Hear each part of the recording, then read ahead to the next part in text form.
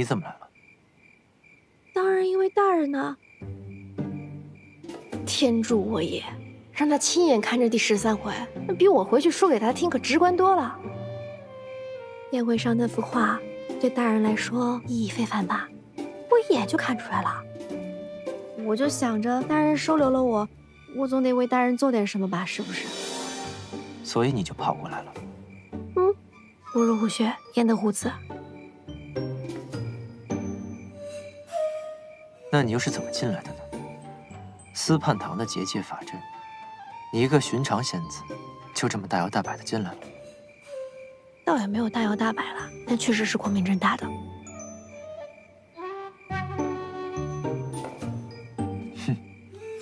光明正大。大人还不了解我了，大人是从花月夜把我接回来的。就这样，侍卫哥哥，侍卫哥哥，庵堂里有面墙，是我阿爹10年前做工的时候修补的。我跟我阿娘那个时候就来这儿陪他，但那时候我太皮了，我就强行拉着二老的手往那个墙上摁，就留了我一家3口的掌印。但今天是他们2老头1年的忌日，我就想进去看他们一眼。哎呀，然后他们就给我法阵开了一个口，我就进来了。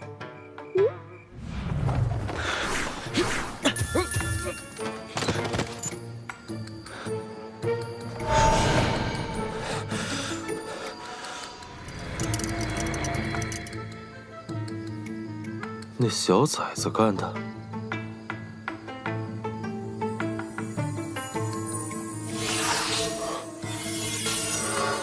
小猫，你要是真落在我手里，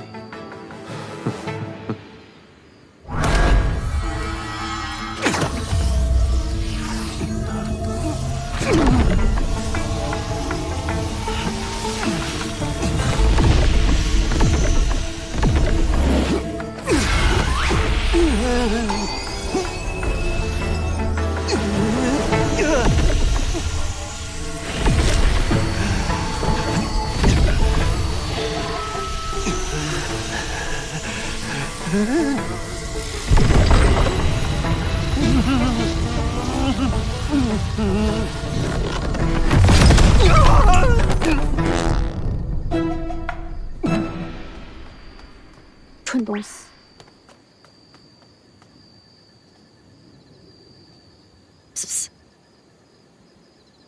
确保那蠢东西醒来之后会溜溜走人。我给他找个伙夫带走。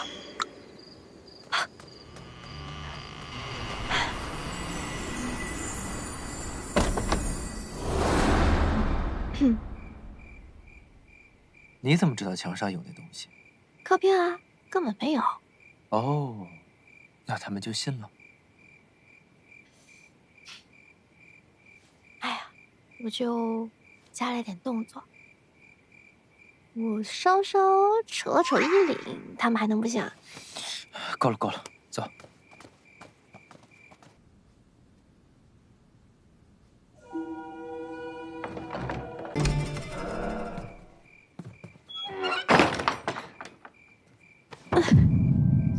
大人，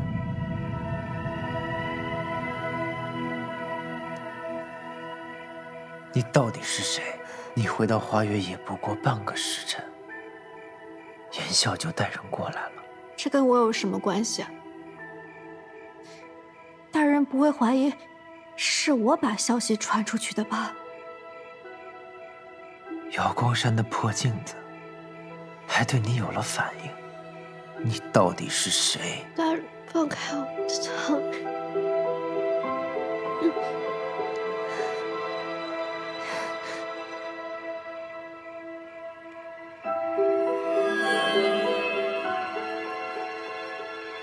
大人，这是想验我身，看我是否用了幻身术。行，你验。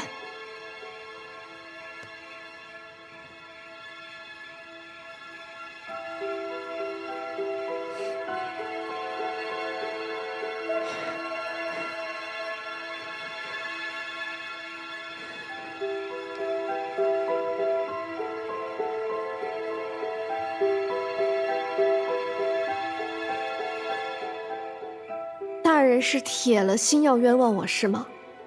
我怎么知道那个破镜子跟我有什么关系？今日瑶光山送来的贡品，大人都分给那些姐妹了，说不定追击镜就是感应到那些呢。啊，这么巧？那你验我身，验出来什么没有？没有。又是搜身，又是拷问，大费周章，结果一无所获，我都替大人遗憾呢。不见得。刚才我问你问题的时候，你气息全乱了。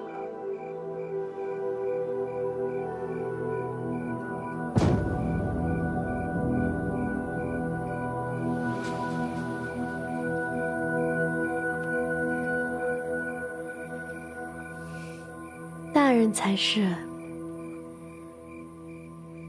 全乱了。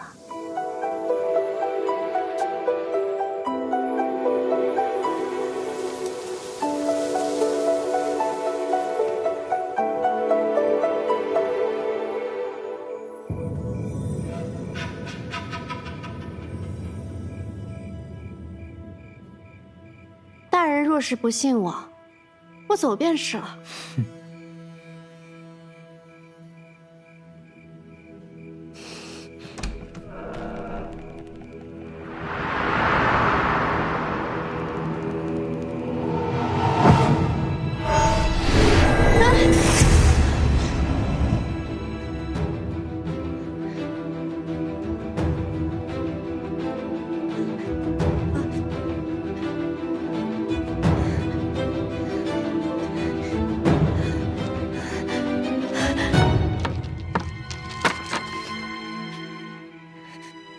说说看，这些东西是从哪儿来的？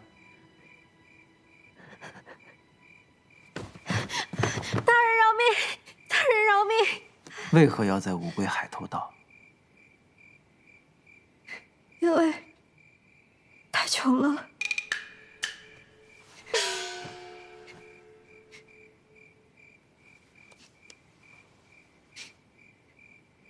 我家世代身处寒暑之水，只能以采药为生。我所认识的亲友，他们3餐都成问题，所以我……那你也不该。是，我羞愧难当，还请大人严惩。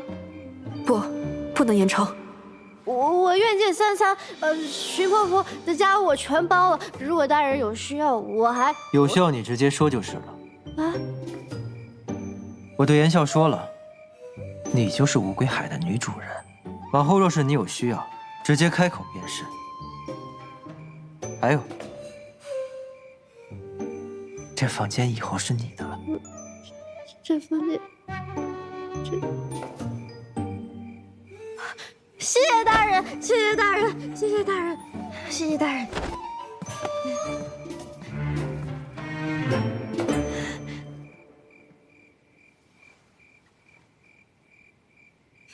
我，嗷，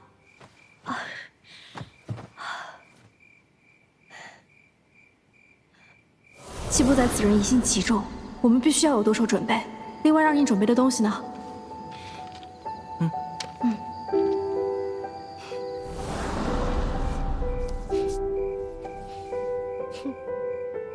我若假装贪财，反而能打消他的疑虑。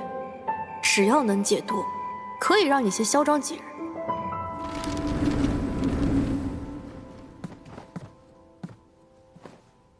主上，说过多少遍了，私下见我不需要行礼。哦，是。动身往逐水灵州之前，先去一趟寒暑之水。为何？明义出身于寒暑之水，你仔细查一查他的底细。主上是要留下他？是要暂时留下他。他当着言笑的面，架着我认下他的身份，一时半刻也不好再将他送走了。外面的人也在想方设法安插自己的人进来。若他真的没有问题，留下来当个幌子，挡走那些人也好。主上未免太谨慎了。其实，杀了他更容易。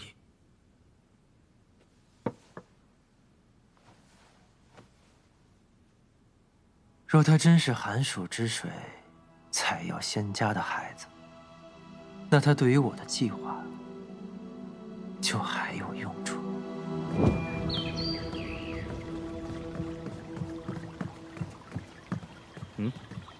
韩风君也找你了。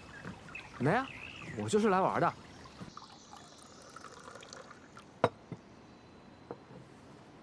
请。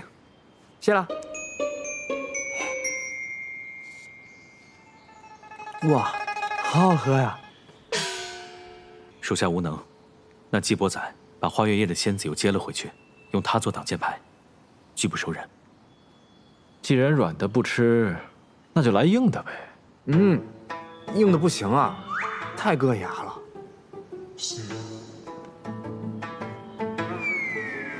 韩风君的意思是栽赃陷害，可是没有把柄啊。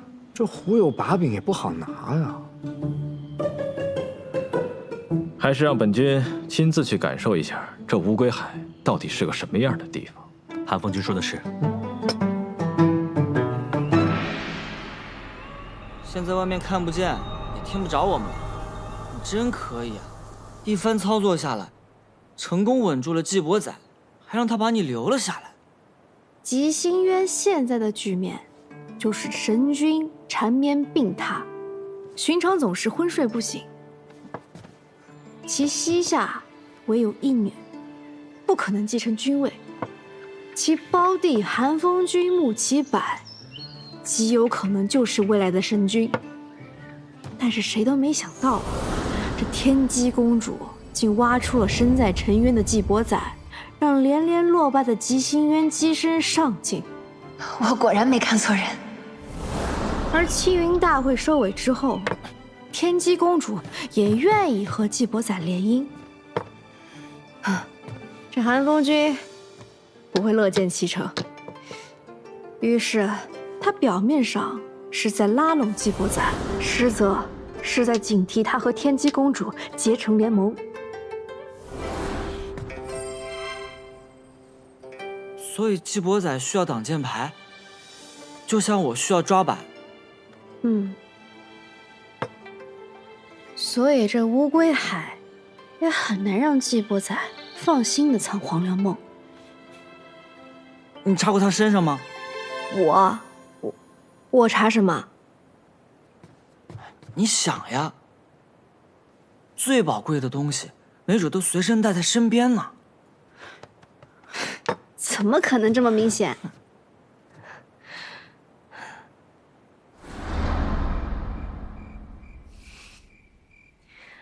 大人才是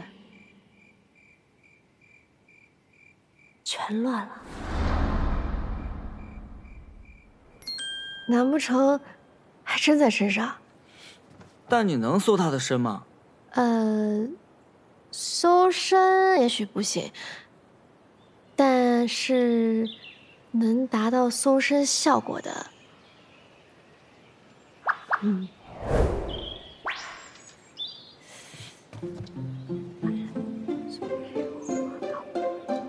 哎，脏耳朵，脏耳朵！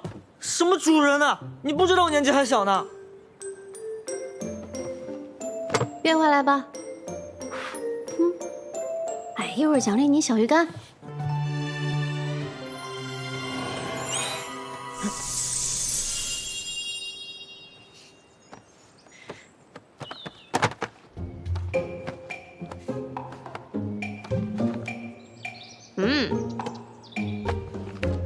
你看你这什么破烂都往回捡。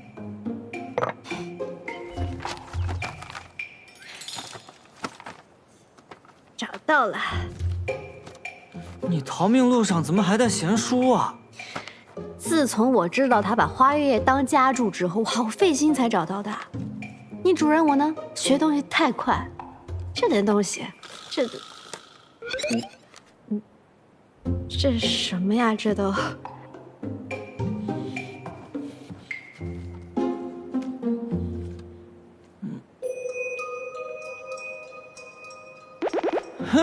造眼睛了，造眼睛了，造眼睛了，造眼睛了！花月夜已经几乎算我半个家了。这个地方，我的确许下过诸多承诺，也留下了诸多回忆。承蒙各位仙子的厚爱，让我能够忘却俗世，见得极乐。聊赠薄礼，往后的日子，愿诸位仙子事事如意。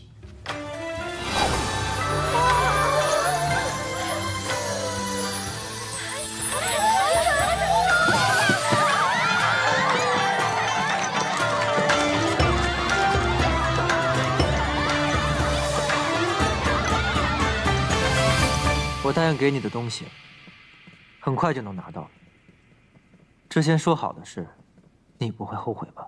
星君放心，你与我有救命之恩，若水是定然要报答的，我不会后悔。恩情谈不上，有没有你，那人我都要杀的。他虽是我父亲，但他那样心狠地对待我和母亲，我绝不远游。我一定会按你的计划行事，也一定要让他付出代价。当然，有罪之人不该善终。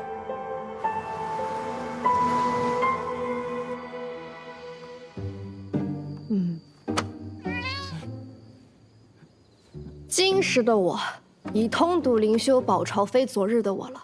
我今夜一定摸透季伯仔的老底，把他身上的黄粱梦带回来。你等着看吧。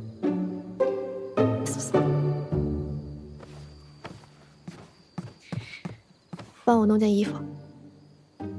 什么衣服啊？脏耳朵了！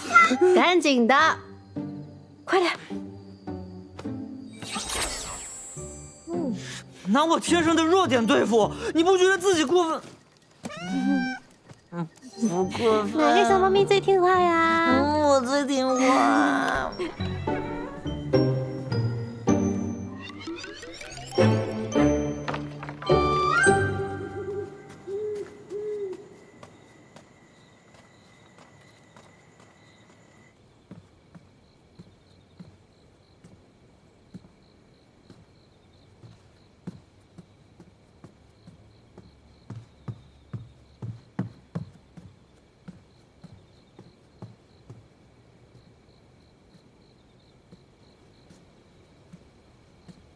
哎呦，他这房间四面通风啊，冷冰冰的，一点都攒不住人气。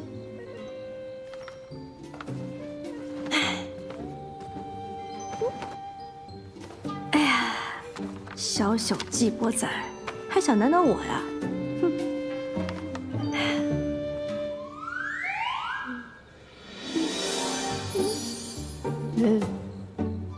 这太一般了，这。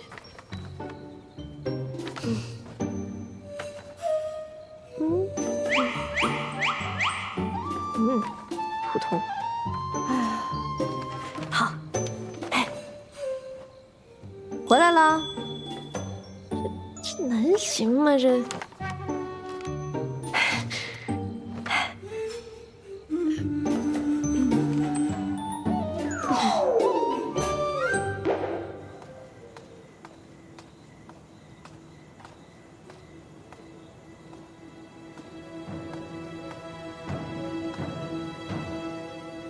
主上，韩风君已在内等候多时。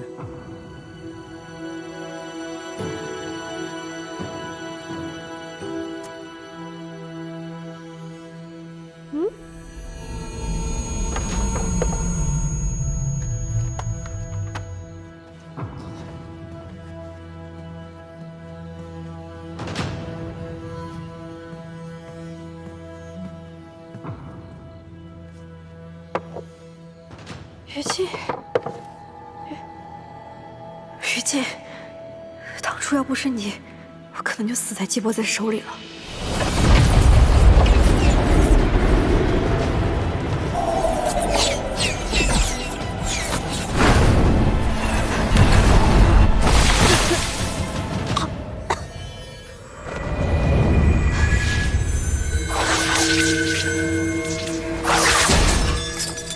那个时候掉在了他的灵犀井里，他只是将于禁当做战利品，放在这里日日关烧。我在老弟啊，你这乌龟海甚少有外人来，本君今日前来没有冒犯吧？没有的事儿，是我门庭寥落，让韩风君见笑了。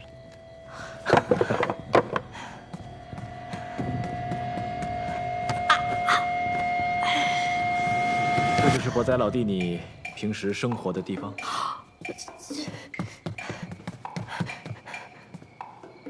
韩风君，里面请。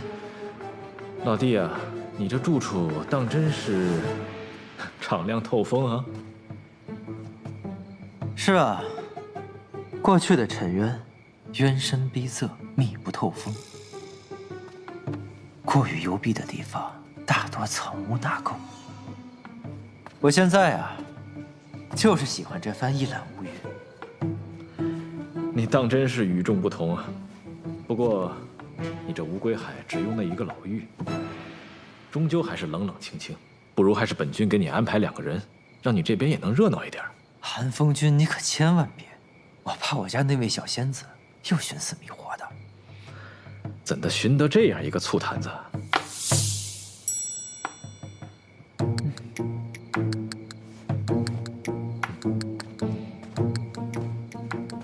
荀婆婆，拿酒来。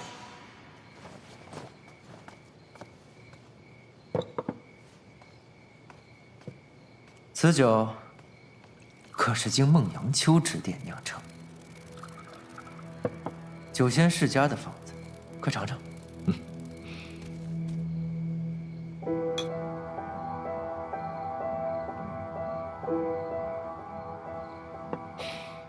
好酒啊！不瞒老弟，本君一直想同你交个朋友。本君的小侄女天机和你相识在先，她慧眼识珠，破格提拔你做了斗者。你逐鹿青云，为吉星渊挣了这么大一个面子。本君虽为后来者，但心中敬佩敬仰之情，却是有过之而无不及呀。得韩风君青言，是在下的荣幸。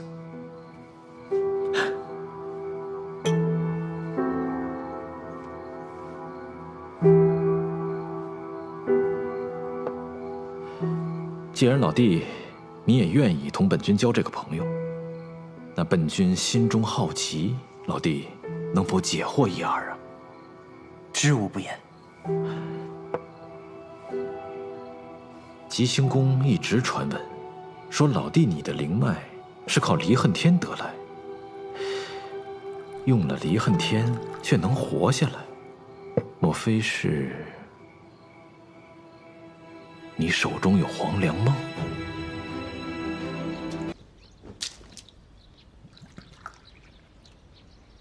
你看你现在的样子，越发像个富贵人家的太太，哪有一点以前的江湖做派？那兄长这话说的，我如今不就是富贵人家的太太吗？你不是因为看不惯我这贵太太的架势，连在府中小住都懒得，怎么今天转了性子，愿意来看看了？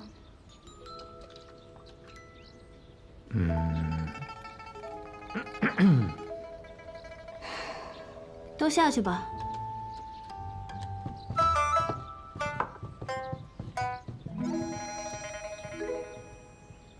什么事儿啊？神神秘秘的。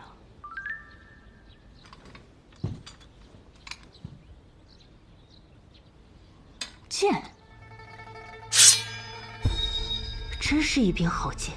我从小到大看过的名剑不少，却没有一柄能够比得上它。哥哥，这是10大名剑中的哪一柄？都不是，这是名剑山庄的少主魏长风新铸造出来的仙宫品剑，不染尘。这是名剑山庄的仙宫品，多少年没见过这等品阶的剑了。所以，今年剑灵开启，你去夺剑了？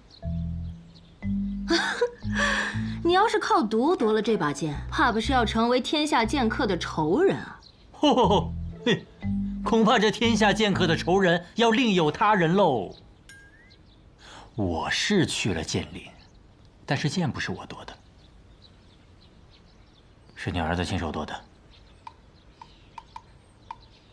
哥哥，你就别拿我开涮了，我儿子才会几招剑法呀，就能去剑林夺剑。我就说你们别总惯着他，这就是你给他抢的吧？怕老爷子不让，推说是他夺的。是真的。好，那你告诉我，我儿子用的是什么剑法呀？西楚剑歌，问道于天。你再说一遍。西楚剑歌，问道于天。这更像吹的了。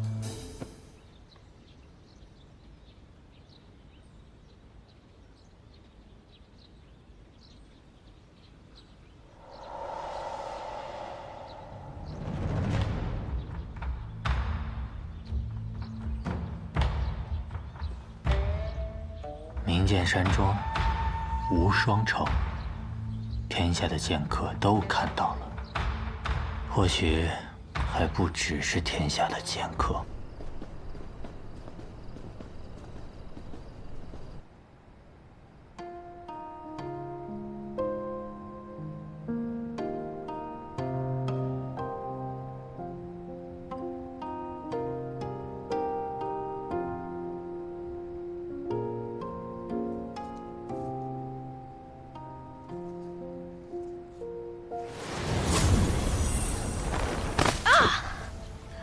哎呦喂！哎呦！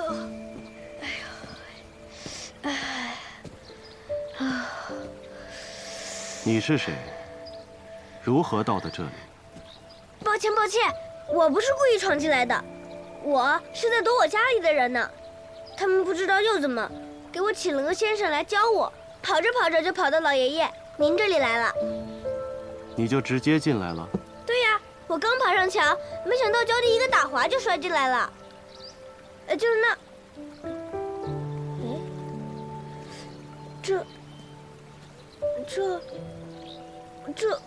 我明明是摔进了院子里呀。我在院外设了阵法，寻常人是到不了这儿的。你既能破我阵法，说明你我有缘分。你可愿拜我为师？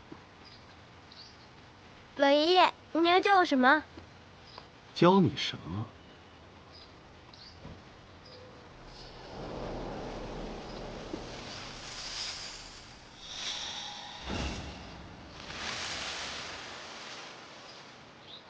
又是武功，没兴趣，没兴趣。那你我缘分便只能到此了。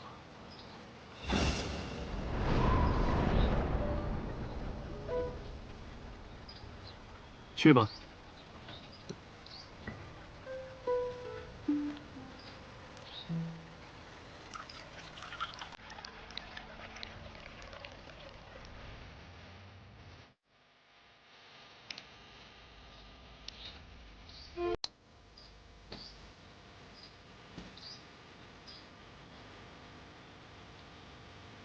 你能使酒？我可是以后要做酒仙的人。那小酒仙，你来闻闻。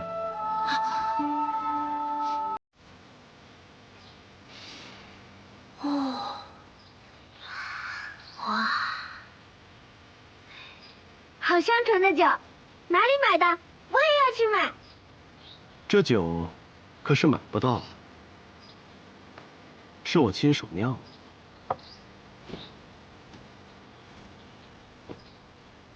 我拜先生为师，请先生教我酿酒。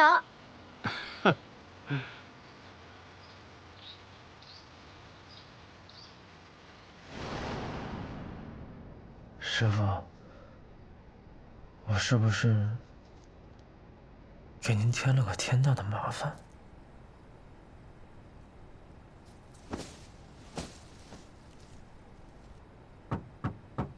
东来，小公子，不是东来了。东来人呢？我这院里什么时候来了个女眷？东来是小公子的心腹，被世子爷调到西院去了。瑞儿是从别院调过来的。我爷什么时候回来？今日听府上送信的人来说，怕是还得3、4天吧。等不了了，我得马上去见师傅。瑞儿，你立刻前往洛城巷，找个叫做怀仁的药铺，通知里面的人，快马加鞭，一刻不停地往天启方向跑，直到遇到侯爷的军队，听到了吗？哦，小公子，您这是想让老侯爷早点回来替您撑腰啊？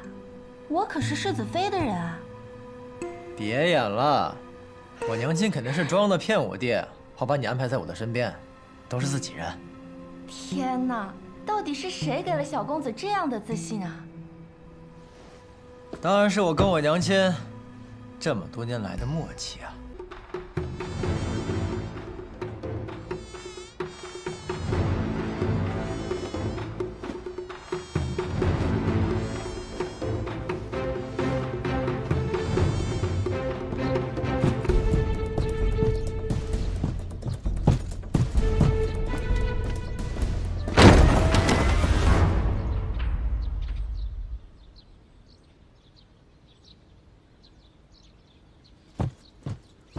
百里东君啊，百里东君，好你个百里东君！世子爷，好久不见，这么着急是要去哪儿啊？臭小子，你竟敢出来了！谁把你放出来的？谁？我。爹，把百里成风绑起来。是。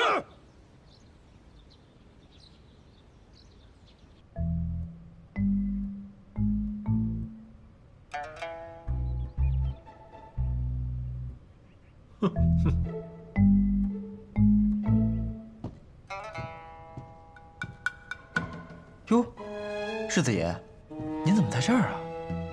被绑的还开心吗？要不要去柴房休息休息？嗯。东君，娘，父亲，成风好歹是世子，洛邑知道您疼爱东君。但现在面子也落了，罚也罚过了，就给他松绑吧。是啊，父亲。哎，我有让你起来吗？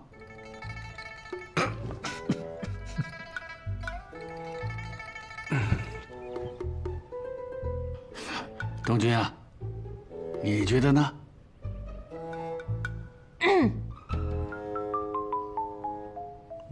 那便给世子松绑吧。东君，你出门远游，最近可有什么收获呀？收获可大了，爷爷，您听过一首诗吗？啊？风华难测清歌雅，琢磨多言凌云狂。柳月绝代莫尘丑，卿相有才留无名。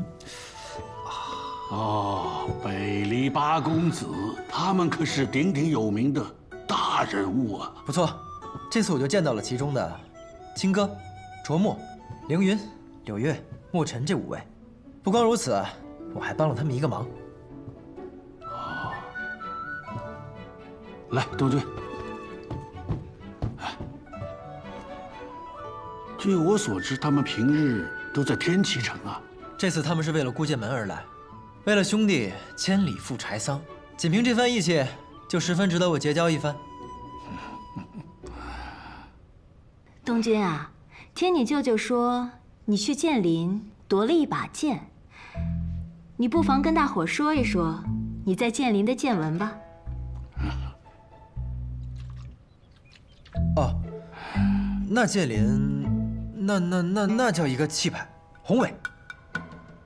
我不过是阴差阳错的得了一把好剑。哎，怎么了？哎呦，我这个昨天一晚上在柴房睡的，那蚊子嗡嗡的都没睡好觉。还有爷爷，你这一路舟车劳顿，一定很疲惫吧？不如我们今日到此为止，各自回房歇歇。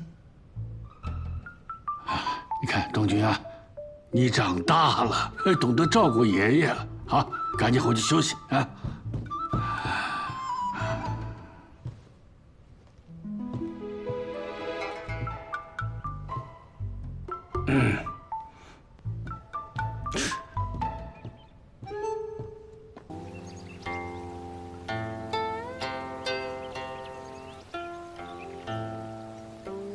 师傅，东君回来了，此次出行可完成心中所愿？师傅，现在不是说我的时候，我好像给您添了个大麻烦。什么样的麻烦才算是大麻烦？师傅，在剑林大会上，我用了您传我的那套剑法，但天下剑客竟然都很震惊似的，说是什么失传已久的绝世一剑。师傅，虽然这么多年来您从未提起过您的来历，但我有一种直觉，您的身份一定不一般。那套剑法又那么的特别，他们一定会想办法来找您的。我何时传授你剑法了？师傅，我只是记得有一次我喝醉后见到您舞过，我之前还以为那只是我的一场梦，但这一次在剑林，我喝醉之后，便自然而然地使出了那套剑法，就好像种在我的脑子里一样，不用回忆，也不用思考，仿佛不是我在用剑，而是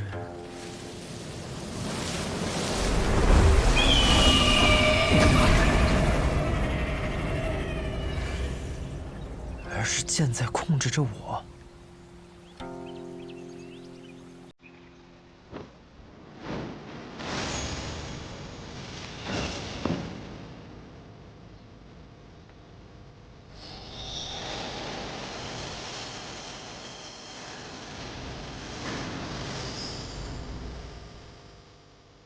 拿着。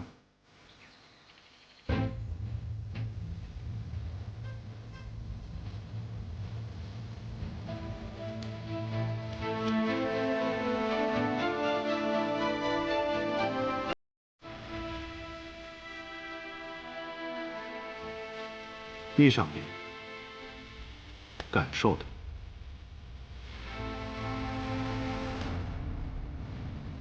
别人练就10年，而你只需看上一眼，你知道为何吗？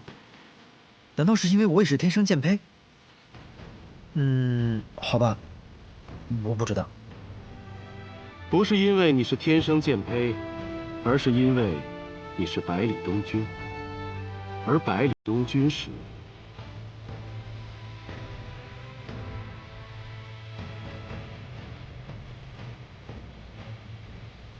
因为我是百里东君。师傅，我不明白，已经有很多人这样说了。我是谁？我是百里东君。可为什么是我？因为我是百里东君。以后你自然会明白。东君，匹夫无罪，怀璧其罪。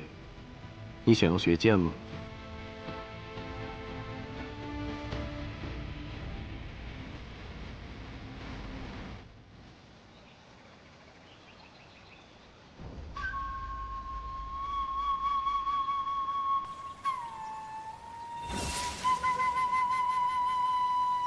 行。师傅，我想学剑。云哥死后，我的行事越发乖张无度，爷爷一直纵容着我。我知道，他和我的想法是一样的。作为手掌兵权镇西侯府的小公子，我越纨绔，天启城那边便越放心。爷爷不希望我走上云哥的老路，但是这一次我见到了真正的江湖人，见到了很多很厉害的人。或许仅凭现在的我，还不足以名扬天下，还不足以守护我想守护的人。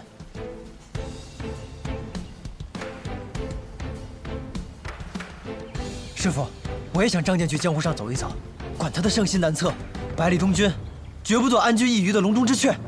你能如此想，为师很欣慰。既然你想学剑，那为师便教你。这世上除了学堂李先生，没有人比你师傅的剑术更厉害。东君，你先回去，等下次见面，为师便将真正的西楚剑歌传授于你。可是师傅，若您还留在这里，怕是会有危险。放心吧，既然木已成舟，那索性不去躲他，便是等他们来，又如何？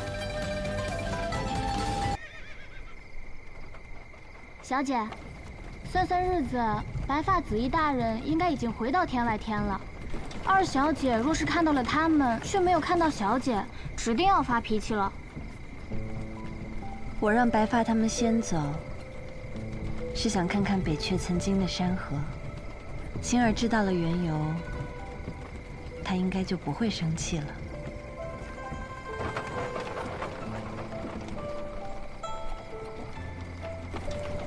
小姐，那儿有一户人家。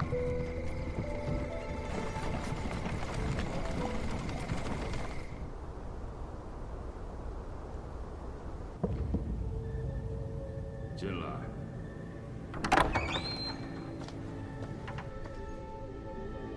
禀无相尊师，西楚剑歌问世，天生五脉也找到了。剑仙当年已死，尸体挂于城墙，我亲眼所见。那能将西楚剑歌传世的，只剩下了儒仙。儒仙，要人之术，我们复国指日可待。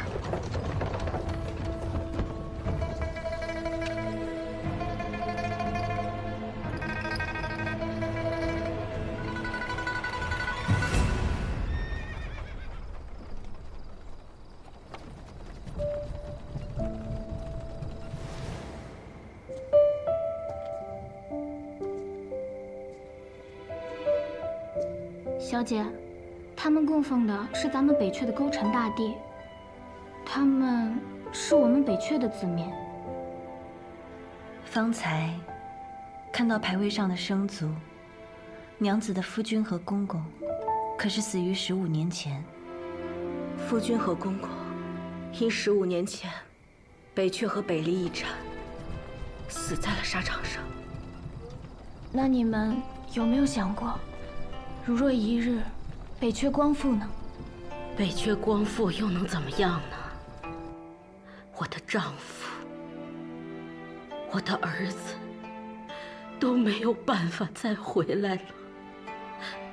而战争一旦又开始，又会有多少人失去他们的丈夫和孩子们？复国到底是为了什么呢？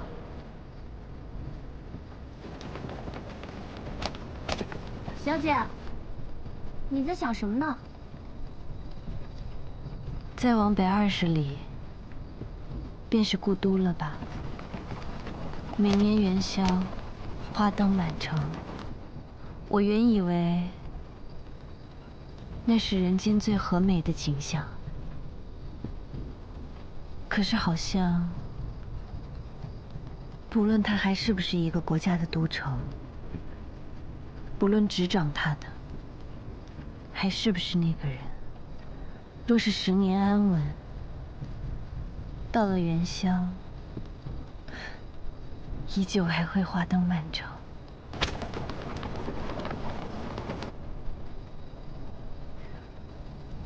人生短短一回，北阙移民需要的，或许并不是北阙，而是像今夜一样没有纷争的安稳吧。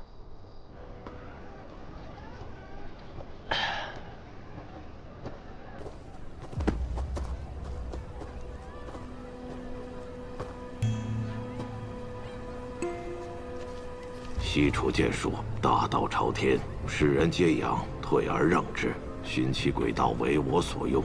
若危及百里，退。父亲啊，父亲，我也想见见真正的大道。父亲传来的消息。父亲说，大道之下还有鬼道，大道留给世人，鬼道留给温家。鬼道是指什么？我也只是听说，却从未亲眼见过。据说是西楚的要人之术。若真有此书，鬼神俱知。可是若拿不到呢？我也很好奇呀。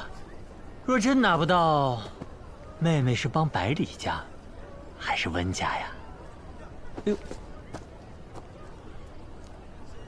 那我到时候就问我儿子，他让我帮谁，我就帮谁。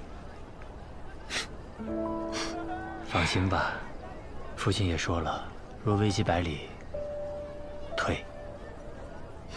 父亲说的是退，而不是住，说明他也意识到了这次事情不一样了。父亲是父亲啊，我是我，百里家我不管，我妹妹不能有毫发损伤，我外甥更不行。除非我文虎就先死。